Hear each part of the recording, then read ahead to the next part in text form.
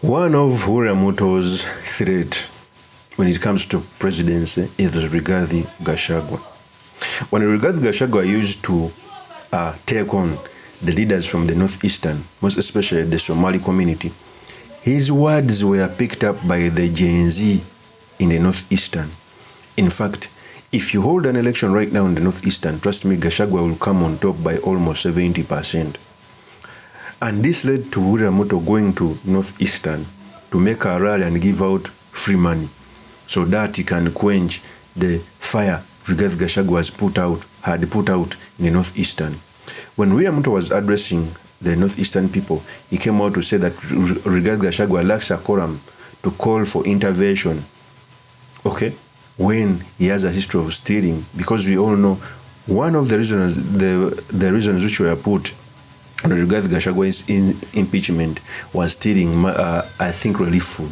But later, by the Senate struck it off. William Ruto said these statements. Wewe, my friend, wewe ulifutwa kazi kwa kuiba relief food.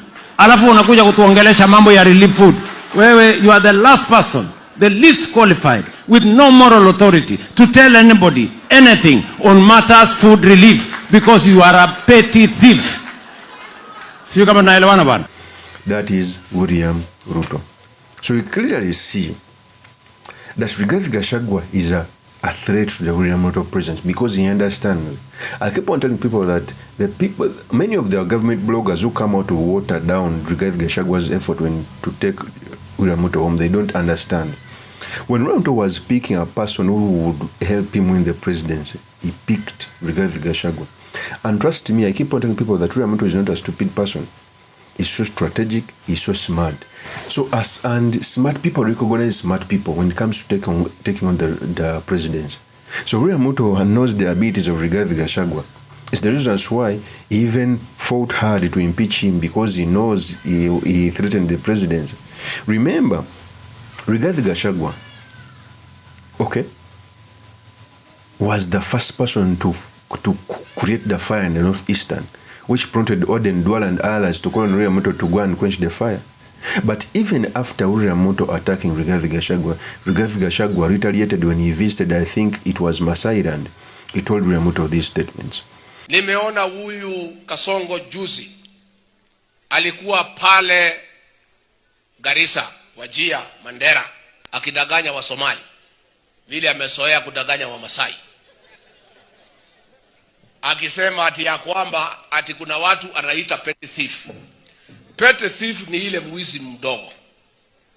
Sasa mimi nashindwa, hata kama iko mwizi mdogo na hajulikani, mwizi ile mkubwa zaidi anaweza ongea mambo ya mwizi mdogo? Huyu William Ruto amepatiwa nafasi kama mfisadi zaidi namba 2 katika dunia nzima. He is the second most corrupt leader in the world. Tena wewe Kasongo nasema ati kuna wezi wadogo. Wewe ni mwizi ya mashamba ya Wamasai. Na wewe hutakiwi kuongea mambo ya wizi. Pale Kebiko umeiba shamba ya Masai eka 2,800 na umeuza kwa Kenya Pipeline shilingi bilioni 3, mkiwa na Koril na Sudi, na alafu unaongea mambo ya wizi. Pale shamba la Joseph Murumbi alikuwa makamu wa rais pale Kirigoris, shamba ya Wamasai uliiba. Hapa Limanet, Narok Town, umeiba shamba ya Wamasai. Hapa Davivi umeiba shamba ya Wamasai na Wakikuyu. Hii Mau Forest umetoa title bili moja, umepatia county government, ingine umeiba, umejiandikia. Na wewe unaongea mambo ya wizi. Pale Langata Road uliiba shamba ya Civil Aviation ukajenga hoteli ya Weston. Shamba ya Mteshi uliiba ukaambiwa ulipe milioni 5. Wewe ni mwizi ya mashamba ya Wamasai. Na hao Wamasai kwa sababu ya kuimbia mashamba yao wataamuka saa 9 kupeleka wewe Sogoi. Kwa hivyo watu wakiongea mambo ya wizi, wewe huna moral authority kuongea mambo ya wizi. Na kama kuna watu wameumia tangu kuwe rais ni Wamasai, vile umeimba mashamba yao. Mimi nataka nitangaze leo mchana, nikipata nafasi nikuwe rais wa Jamhuri ya Kenya, within 6 months hiyo mashamba yote ya Wamasai nitatoa kwako, nirudishie Wamasai. That is Rigathi Gachagua. So you clearly see that Rigathi Gachagua is the front runner. In fact, even the United Opposition, they are wasting time and playing political gimmicks as they negotiate. The United Opposition presidential candidate should be Rigathi Gachagua because of the following reasons. One, is the richest among them all. Two, he comes from the community with the biggest voting basket. Three, if Rigathi Gachagua does not do opposition politics, the opposition is silent. Is the only person that moves around it is until maybe Babu Wina and Sifuna. It is the truth. So they are wasting their time. So the purpose of this video, I've come to talk about the altercation of which was done between William Ruto and Rigathi Gachagua, what it means for our politics, and most importantly, the study materials you can learn from the politics of our nation.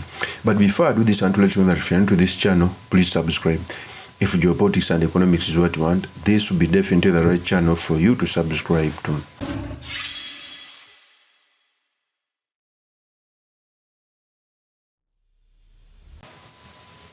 First of all, Rigathi Gachagua is the person who's on the forefront to take William Ruto home for those reasons.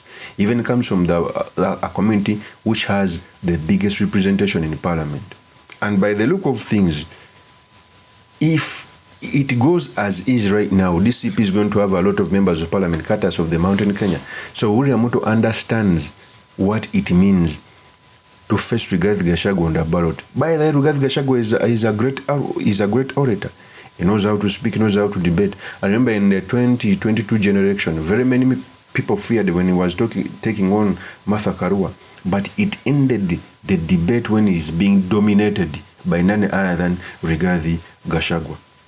So, for Gachagua to retaliate, it shows that William Ruto has all his mind on Rigathi Gachagua because he knows what it means. He knows the mobilization skills of Rigathi Gachagua. He knows the money. Even the community can decide to contribute for Rigathi Gachagua. And remember, even the former President Uhuru Kenyatta is the one controlling Azimio la Umoja, One Kenya. Is the one working hard to take William Ruto home. They come from the same community. So he knows the capability of Rigathi Gachagua when it comes to taking William Ruto home. And as a person who supported William Ruto vehemently in the 2022 general election, because the odds were against him, there was a lot of unconstitutionalism. He abandoned the cause. He's doing the same thing he used to say against. He has failed to deliver. It's the reasons why we had the Gen Z protest. It's the reasons why any person who seeks change must go behind Rigathi Gachagua.